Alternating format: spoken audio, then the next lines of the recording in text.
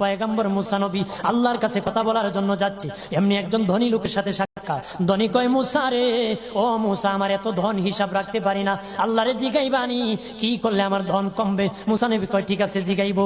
একজন বৃদ্ধার সাথে একজন মহিলার সাথে দেখা। মহিলা কয়, মুসা কই যাও, কই যাও রে মুসা? মুসা নবী কয়, তোর পাহাড়ে যাবো, আল্লাহর সাথে কথা বল। মুসা রে, আল্লাহরে জিগাইবানি, আমি গরিব মানুষ, আমি ভালো কিছু কিনতে পারি না, ছেলে মেয়েকে ভালো কিছু খাওয়াইতে পারি না, ভাঙ্গা গোর, এত গরিব, ভালো করে ঘর বানাইতে পারি না, আল্লাহরে জিগাইবানি কি করলে আমার উন্নতি হবে, ধনী হব, টাকা পয়সা হবে, আল্লাহরে জিগাইবানি। আল্লাহ মুসা নবী কয়, ঠিক আছে, আল্লাহরে জিগাইব, তুমি কেমনে ধনী হইবা? আল্লাহ নবী মুসা নবী তিন রাস্তার মোড়ে যা দেখে একটা লোক বসে আছে, তার দুই হাত নাই, দুই পা নাই, দুই হাত নাই, দুই পা নাই।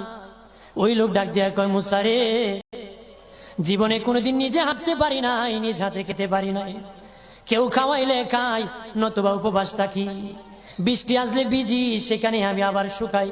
ও মুসা, জীবনে কোনো কাজে দুনিয়ার লাগি নাই, আল্লাহরে জিগাই বানি কোন কারণে আমারে বানাইছে? আল্লাহ জিগাই মনে মুসা নবী আল্লাহরে, তোর পাহাড়ে মুসা নবী, মুসা ছিল কালিমুল্লাহ, কথা বলার প্রেম ছিল, কথা বলতো, কথা বলার প্রেম ছিল, কথা বলতে বলতে শেষ দিকে আল্লাহ গো, আসার সময় তিনটা লোক আমার কাছে প্রশ্ন করেছে, একজন লোক হলো ধনী, কিভাবে তার ধন কমবে গো? আল্লাহ বলেন, মুসা রে,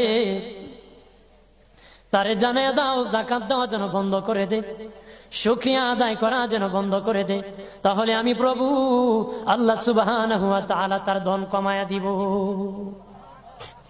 যদি শুকরিয়া আদায় বন্ধ করে, তাহলে ধন আমি কমাই দেব।